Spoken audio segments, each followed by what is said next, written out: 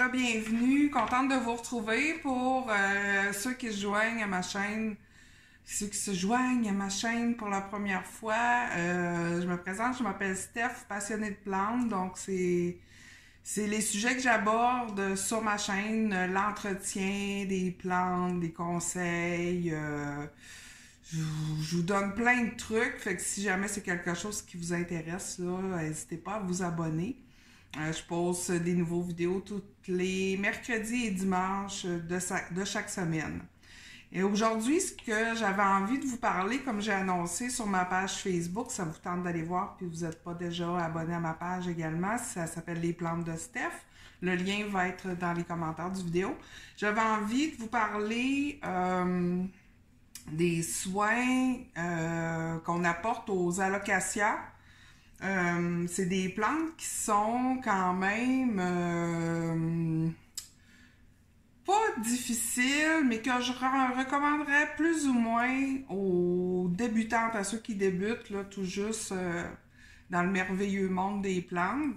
C'est pas une variété que j'ai vraiment beaucoup. J'ai pas tant d'alocasias. En fait, j'en ai deux. J'ai ici l'alocasia Frydek, que je trouve vraiment magnifique. Là, c'est vraiment ma préférée de toutes les alocasias. Puis j'ai aussi également ma petite alocasia Black Velvet qui se porte vraiment bien. Même si c'est ça, j'ai une feuille jaune sur mon alocasia Frydek, ça veut pas dire qu'elle ne se porte pas bien pour autant. Puis ça a été un petit peu le but de l'idée de mon vidéo d'aujourd'hui, parce que avec les alocasias, c'est quand même fréquent qu'on ait des feuilles jaunes comme ça qui meurent. Fait que je voulais essayer de... Il y a moyen de l'éviter parfois, mais pas tout le temps. Fait que c'est pour ça que j'avais envie là, de vous partager ce que moi j'applique là aux soins de mes deux alocasias. Écoutez, c'est ça, si ça vous tente d'entrer dans le monde des alocasias, je vous suggérerais peut-être d'y aller tout d'abord avec on l'appelle Alocasia Poly ou Amazonica. Je vais tenter de vous mettre une photo ici, ça devrait fonctionner. Cette variété-là est grandement disponible là, dans les pépinières ou même les grands centres comme Rona. Là, il y en a régulièrement. Sinon, les autres variétés d'alocasia qui sont peut-être moins communes, en fait, si ça vous intéresse, payez pas des prix de fou pour d'en faire venir, admettons, de boutiques en ligne et tout. Attendez au printemps. Au printemps, dans les pépinières, là, c'est bourré d'alocasias puis plein de variétés. Ils arrivent toujours au printemps, puis après ça, là, une fois qu'ils sont écoulés, on les revoit plus vraiment de l'été là, en vente. Fait que attendez au printemps, elles vont être disponibles.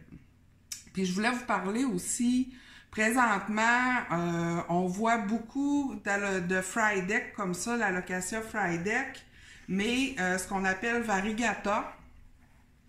On en voit arriver de plus en plus, des gens en vendent, on voit qu'il y en ont plusieurs, il y a des boutiques qui l'ont. Écoutez, ça vient... c'est la variété variegata de la Frydek est depuis là, un bon moment produite en tissuculture. La tissuculture, écoutez, c'est une manière de reproduire. Je vais le vulgariser, là, si ça vous intéresse d'en apprendre plus, allez faire une recherche sur Google, mais en gros, c'est une manière de cloner, si on veut, des plantes... peut-être, c'est ça, des plantes plus rares, puis d'en faire des milliers d'exemplaires vu que la demande est là, les producteurs vont produire en masse avec ce procédé-là qui s'appelle la tissuculture. Fait que là, il y a beaucoup d'alocasia variegata qui sont sur le marché, qui se pointent le nez. Attendez, j'en ai vu à vendre dernièrement, autant oui c'est une plante qui vaut quand même cher, mais là dernièrement j'en ai vu des petits bébés à vendre entre 115 et quand même 160 $. Attendez, elles vont inonder le marché, je crois, probablement au printemps. Attendez, les prix vont baisser. Payez pas ces prix de fou-là. Oui, c'est une belle plante, puis oui, plusieurs personnes la veulent. Moi aussi, je la veux, mais je ne paierai pas 160 $ en sachant qu'elle va être pleinement disponible ou grandement disponible là, bientôt. Même chose pour, je fais une autre petite parenthèse, même chose pour les Monstera Thai Constellation. Ils vont être disponibles probablement au courant de l'année prochaine ou de l'autre qui suit. Dans les Rona, ça va être des gros plans pour environ entre 50 et 80 $. Fait que là, arrêtez d'acheter des petits plans pour 150 $. La plante s'en vient sur le marché. Elle a été produite en tissu culture. Si vous en avez un que vous avez payé quand même cher, moi, ce que je vous suggérerais carrément, c'est de le revendre présentement pendant que les prix sont encore hauts pour au moins récupérer votre argent. Ils vont inonder le marché bientôt, ça sera même plus une plante rare, ça va devenir une plante commune. Puis, vous allez avoir perdu là, beaucoup d'argent. Fait que c'est ça, c'est une petite parenthèse là, parce que je trouve ça plate, là, les gens qui peuvent peut-être se faire avoir. C'est pas tant se faire avoir, oui, on veut une plante, je peux comprendre. Moi aussi, j'ai payé des bons montants d'argent pour des plantes que j'ai vu après ça être disponibles là, dans les Rona à une fraction du prix pour un plan 10 fois plus gros. Fait que je voulais vous le partager pour pas que vous fassiez la même erreur que moi. Je m'étais mis des petites notes, là, c'est pour ça des fois que je vais regarder par là. Je voulais vous parler comment que les alocasia poussent. Là, ici, vous voyez, là, ici, c'est une nouvelle feuille qui vient de se dérouler. Elle est encore très molle. Elle va se raffermir, là. Puis, vous voyez, elle est très pâle. Elle va foncir, puis elle va devenir plus rigide. Fait que la nouvelle feuille qui émerge, elle émerge tout le temps de la feuille précédente. Là, je vais enlever ça ici parce que là, je l'avais comme attachée là, pour qu'elle soit moins elle soit moins large de part. Fait que cette feuille-là a sorti de cette feuille-là qui était la feuille précédente. Ensuite, ben là, la prochaine feuille va sortir de cette nouvelle feuille-là. Vous allez le voir là, quand la plante prépare une feuille, vous allez vraiment voir à la base de la tige une ligne plus foncée, comme à l'intérieur de la tige, puis qui fait comme se mettre à... Plus ça va, plus ça grossit, puis ça vient à émerger de la tige. Puis c'est comme ça, là. Fait que la plante, elle pousse comme si on veut de l'intérieur. Après ça, oui, c'est ça, pour la multiplier... l'alocasia, ben, on peut pas faire des boutures on peut pas couper une tige puis mettre ça en terre. La manière de la bouturer, c'est par, ben, soit elle va faire des bébés à la base. Comme regardez ici, là, j'ai un petit bébé ici. Puis là, j'en ai un autre là, puis j'en ai un autre là. Ça émerge vraiment de la base. Ici, ma Frydek, j'en ai un beau petit bébé là qui est en train de pousser. Puis j'en ai un autre minuscule à la base de la tige. Ça provient de bulbilles. Fait que les alocasias, dans le fond, ils produisent des petits bulbes. Puis c'est ces petits bulbes-là qui vont se développer dans la terre, puis qui vont finir par émerger. Mais on peut carrément, mettons qu'on rempote notre alocasia, ben on peut carrément, vous allez le voir là, quand vous allez sortir, là je veux pas la sortir du pot, là, mais quand vous sortez votre plante du pot, ben vous allez voir les petits bulbés qui vont être comme au travers du terreau. Fait que ça, vous pouvez carrément Vous pouvez les laisser là, ils vont finir par émerger puis faire des bébés à la base de la plante, mais vous pouvez aussi les récolter. Moi, je les pars. Ce que je fais, c'est que je les nettoie bien comme il faut. J'essaie d'enlever, il y a toujours comme une petite couche sur le dessus du bulbe. Fait que j'essaie de bien enlever ça. Je fais comme gratter avec mon ongle, là, légèrement, faut pas abîmer le bulbe. Ensuite, je vais laisser tremper dans l'eau, là, peut-être un 3-4 jours. Puis après ça, je vais aller mettre ça en mousse de sphagne.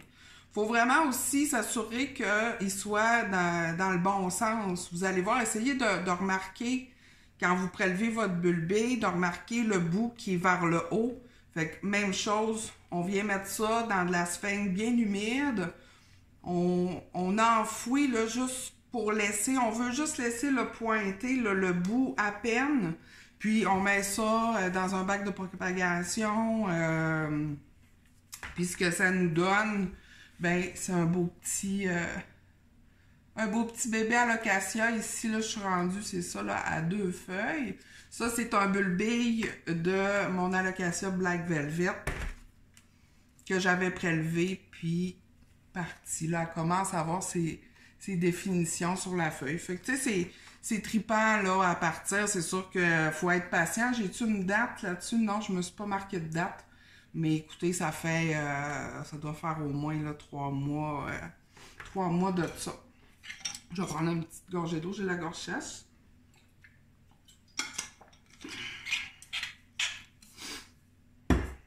Ensuite, qu'est-ce que je voulais enfiler? Prochain, je vais vous parler, c'est ça, dans le fond, de l'arrosage. Sont très capricieuses sur l'arrosage, les alocasias. Surtout quand ils poussent, qu'ils se préparent une nouvelle feuille, là, vous allez voir qu'elle va, la demande en eau va être beaucoup plus grande. Une alocasia, si elle manque d'eau, faut pas la laisser sécher. Si on la laisse trop sécher, elle va perdre une feuille. Mais à l'inverse, si on l'arrose trop, elle va aussi perdre des feuilles. Fait qu'il faut vraiment, c'est pour ça que je disais tantôt, c'est une plante qui est peut-être plus touchée pour les débutants parce qu'il faut vraiment bien comprendre l'arrosage de cette plante-là. Puis écoutez, je vous dirais, là, le meilleur moyen, je vous en parle souvent, là, j'appelle ça un testeur d'humidité, là, mais c'est pas c'est un hygromètre, je crois. Fait qu'on y va vraiment. Regardez, là, tu sais, ça fait peut-être 2 jours que je l'ai arrosée. Puis là, ben, elle est en train de me sortir une feuille, puis elle est déjà pas mal sèche. Elle est pas tout à fait sèche, mais presque. Fait que là, je vais lui garder un œil dessus, puis probablement demain ou dans 2 jours, il va falloir que je la réarrose encore une fois. Fait que là, ben, j'aurais perdu ma feuille, probablement parce que la dernière fois que je l'ai arrosée, ben, elle me sortait une feuille, je l'ai peut-être laissé un petit peu trop aller, puis je suis pas mal certain là, que cette feuille-là perdue, c'est dû à un mauvais arrosage. La manière d'enlever la feuille, on peut, moi, j'aime mieux pas trop aller tirer pour pas abîmer le tronc. Ce que je vais faire, c'est que je vais prendre un couteau là, avec une lame là, très, très acérée. Désinfecter toujours avec l'alcool à friction. Puis je viens, je sais pas si on va bien voir. Ici, je vais venir carrément à la base du tronc, venir couper comme ça ma feuille. Ça donne à rien de laisser cette feuille-là, là, elle n'a plus aucune utilité. Puis aussi, ben, c'est ça, vous avez vu, là, mon petit bébé ici, je l'avais comme entouré de mousse de sphagne parce que je trouvais qu'il se stagnait, là, depuis un certain temps. Il avait sorti de la terre, puis il poussait plus. Fait que là, j'ai mis un petit peu de mousse de sphagne que j'humidifie, que je tente de garder quand même humide. Fait que ça y a vraiment donné un coup de main, là, pour... là, je trouve qu'il s'est comme remis à pousser. Ensuite, comme je vous ai dit, ok, c'est ça. Si ça sort une nouvelle feuille, garde un œil dessus pour l'arrosage. Ensuite, c'est toujours mieux d'utiliser de l'eau filtrée. C'est une plante de la forêt tropicale. Moi, j'en utilise pas toujours. Puis, elle semble pas s'en plaindre, mais si vous avez accès facilement à de l'eau filtrée, des fois j'en donne, des fois j'en donne pas. Elle est quand même pas si difficile, la Frydek, une fois qu'on comprend bien là, ses apports en eau. Ça se passe quand même bien. Ensuite, qu'est-ce que je voulais? Dans le fond, côté luminosité, ça prend quand même une bonne luminosité, mais pas de soleil direct. Ça va brûler les feuilles, mais quand même, on veut pas la mettre dans un endroit avec juste de l'éclairage moyen. Ce que ça fait, vous le voyez, ma plante est un bon exemple. Elle est un peu étiolée, là. Les tiges là, sont vraiment très longues. Elle était dans ma salle de bain, elle aime bien ça parce que c'est humide, mais elle était dans ma salle de bain, puis elle était environ, je dirais, peut-être un 4 à 5 pieds d'une fenêtre donnant à l'ouest. Fait que c'est quand même une bonne luminosité, mais c'était pas assez. À mon goût, ben justement, à l'avoir poussée, qui est devenue étiolée. Là, ce que j'ai fait, je l'ai rapprochée de la fenêtre. Fait que là, elle est peut-être à 1,5 pied, 2 pieds de la fenêtre. Je vais essayer de vous insérer une petite vidéo ici. Puis là, ben, on voit que en la rapprochant de la luminosité, ben, on voit clairement que, ben là, on voit pas le top, là, mais tu sais, ma feuille arrête. Ma nouvelle feuille est pas mal moins haute que les feuilles précédentes. Fait que ça, c'est un bon signe, là, qu'elle recevrait une bonne luminosité pour peut-être commencer à pousser un petit peu moins en orgueil. Ensuite, côté humidité, ben, comme je vous disais, c'est sûr que c'est une plante de la famille des forêts tropicales, donc elle va aimer l'humidité. Fait que je vous suggère de la garder toujours dans, je dirais, à minimum de 50% d'humidité ambiante. En bas de ça, vous allez avoir de la misère avec elle. Les alocasias, quand ils manquent d'humidité, ils vont avoir tendance à avoir le tour des feuilles qui devient brun. Tandis que quand c'est plus le bout de la feuille qui devient brun, ça c'est plus un manque. On a oublié de l'arroser, elle a manqué d'eau. Fait que si jamais vos alocasias commencent à devenir brun tout le tour des feuilles, ben ça c'est un signe comme de quoi qu'elle manque d'humidité ambiante. Fait qu'essayez de la mettre dans une pièce où ce que c'est plus humide, justement la salle de bain, ça peut toujours être une bonne option, mais ça dépend toujours de la luminosité que vous avez. Je suggère toujours d'avoir en hiver un humidificateur qui va faire élever l'humidité ambiante, c'est toujours vraiment bien. Ensuite, ce que je voulais expliquer aussi, une des raisons pour laquelle on perd nos feuilles, parce que des fois, on voit, tu sais, sur Instagram ou peu importe, là, des grosses alocasias Frydek avec 10-15 feuilles. Tu sais, en tout cas, plusieurs feuilles. Moi, la mienne, en moyenne, là, elle a toujours à peu près entre 4 et 5 feuilles. Elle n'a jamais vraiment plus que ça. Puis une des raisons, puis c'est logique aussi, ben la plante, tu sais, au fil du temps, ben elle grossit à sa base. Son tronc qui supporte tout le poids des feuilles. Fait que c'est sûr que si la plante, moi écoutez, je l'ai achetée au printemps de cette année, au printemps 2021, puis déjà là, le tronc était 2 fois plus petit. Fait que c'est sûr que si la plante elle a un tronc qui est encore petit, moins solide, ben il sera pas capable de supporter le poids de 10 feuilles, admettons. Fait que ça aussi, ça peut être une des raisons pour laquelle vous perdez. Elle va sortir une nouvelle feuille, puis hop, elle va en sacrifier.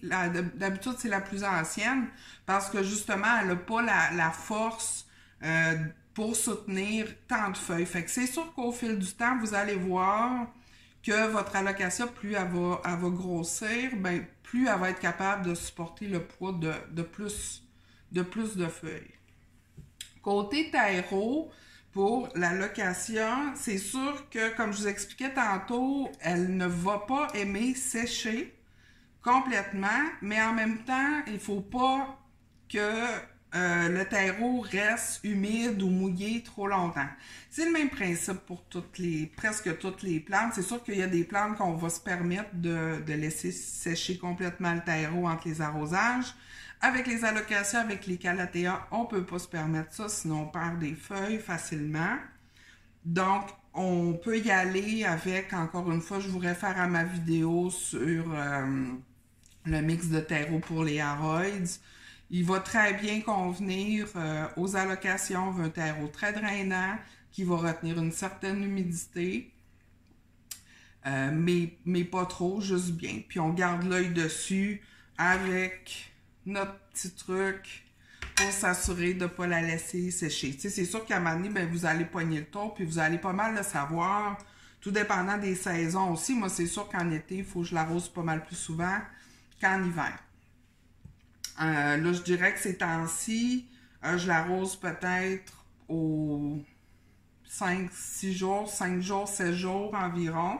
Puis je suis quand même contente parce que même si on est déjà au mois de décembre, ben, elle n'est pas en dormance, puis elle me sort une nouvelle feuille. Fait que je suis vraiment contente. Fait que ça veut dire qu'elle a quand même une bonne luminosité, là, puis elle semble heureuse où ce qu'elle est. Ensuite, les alocasias, ils vont être sujets à avoir des tétraniques, des petites mini-araignées. Puis ça, bien souvent, ça va être dû à un taux d'humidité ambiant beaucoup trop bas, trop sec.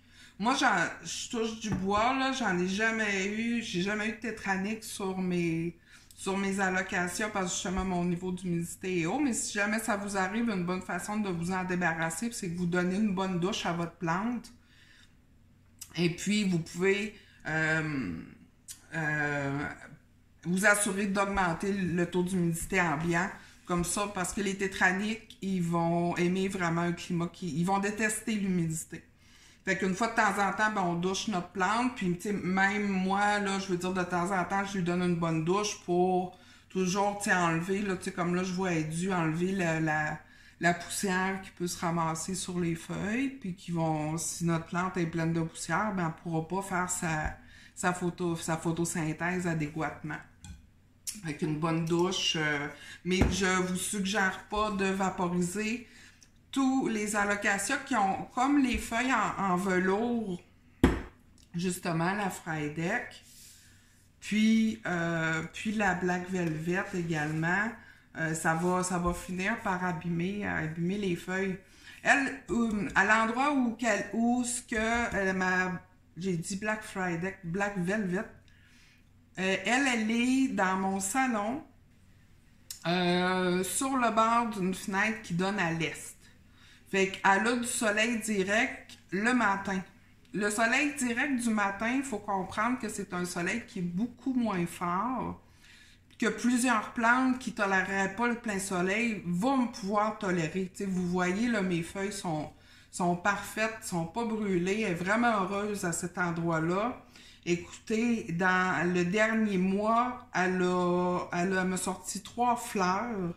Dans les derniers 2-3 mois, elle m'a sorti une tonne de bébés à sa base. Là, elle est vraiment décollée. Les fleurs qu'elle m'a sorties, écoutez, je les ai coupées pour pas... c'est pas une floraison qui est très spectaculaire, les alocasias, là. Je les coupe. Quand je vois que c'est une fleur qui va émerger, je la coupe tout simplement pour pas qu'elle aille tirer tout le jus de ma plante. Je veux pas qu'elle fleurisse, je veux qu'elle me fasse plus, je veux qu'elle grossisse, qu'elle me fasse de plus en plus de belles grosses feuilles. Elle était pas très jolie quand je l'ai achetée, elle était vraiment petite, puis elle faisait vraiment dur.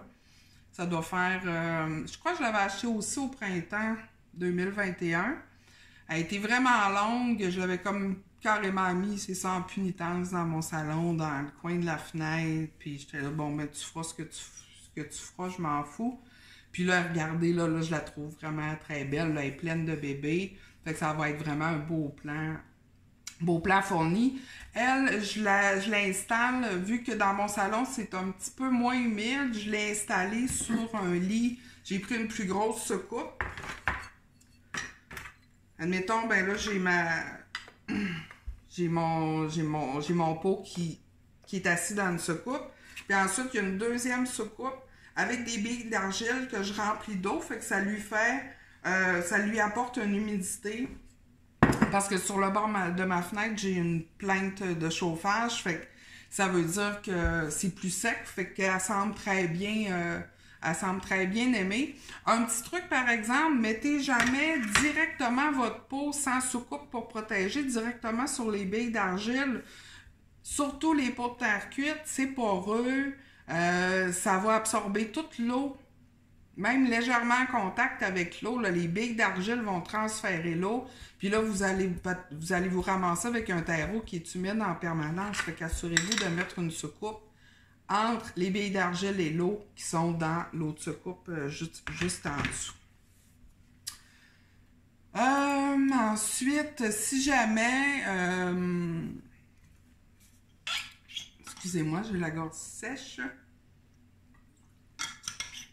Si jamais vous avez une très grosse invasion de tétranique ou bien, ben là, vous avez eu de la misère avec l'arrosage, vous avez perdu plusieurs feuilles, c'est pas grave, là, vous pouvez tout couper les feuilles, puis elle va reprendre. Elle va reprendre la base, c'est ça, de la base. On vient pas couper au ras du sol, on laisse à peu près peut-être une coupe de pouce, puis vous allez voir, là, ça va reprendre, elle va se remettre à pousser. Fait qu'écoutez, je pense que j'ai pas mal fait le tour de l'entretien, des conseils pour l'entretien des alocasias. Je les trouve magnifiques. Comme je vous dis, j'en ai juste 2 comparé à d'autres, comme les Oya, que j'en ai peut-être une vingtaine de variétés. Mais j'aime pas toutes les alocasias. C'est rare que j'ai un coup de cœur, mais là, vous comprenez que j'aime beaucoup les feuilles qui sont comme velours, vert foncé. Je trouve ça magnifiquement sexy. Il y aurait peut-être la Zébrina que j'aimerais avoir. Je la trouve vraiment très belle. Fait qu'éventuellement, je vais attendre probablement au printemps. Il y en avait au printemps passé dans les pépinières. Fait que je vais peut-être me gâter au printemps prochain avec une nouvelle allocation. En attendant, j'ai vraiment très hâte que ma Frydek ici là, devienne de plus en plus grosse. Fait qu'écoutez, j'espère que ça vous a plu aujourd'hui, que ça vous a donné le goût de vous lancer avec les alocasias, ou peut-être que ça vous a aidé à mieux la comprendre si vous avez déjà une alocasia avec laquelle vous avez de la misère. Si jamais vous avez des questions, n'hésitez pas à les laisser en commentaire, ça va me faire vraiment plaisir de répondre à vos questions ou juste jaser avec vous autres. Vos commentaires là, me font vraiment plaisir, ça m'encourage à continuer. Fait qu'écoutez, sur ça, je vous souhaite une belle fin de journée. Bye bye!